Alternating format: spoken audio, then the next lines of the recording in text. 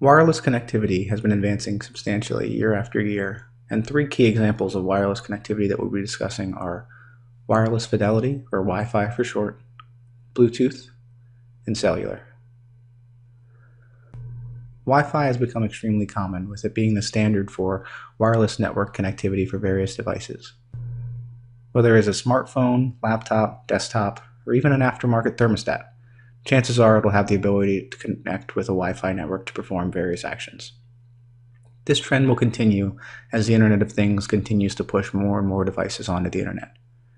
There have been numerous advances on the Wi-Fi standard, each bringing with them more improvement to devices that conform to the standard.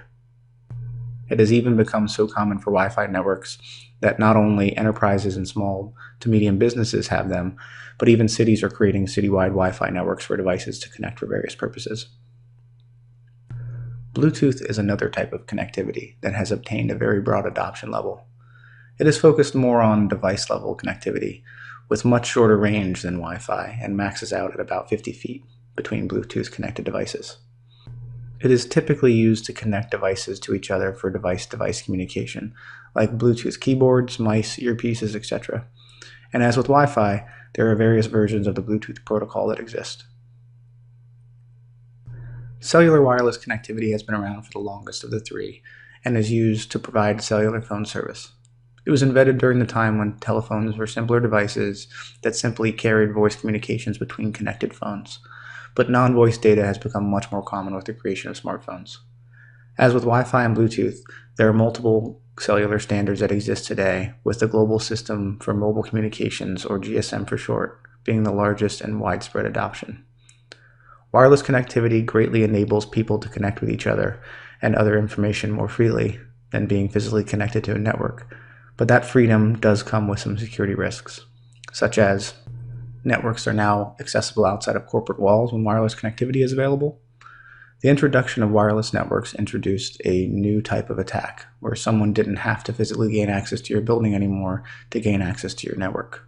All they had to do now is sit in their car, sit on a park bench, or anything else that's completely normal for a person to do, as long as they were close enough to your wireless network to gain access to your sensitive assets.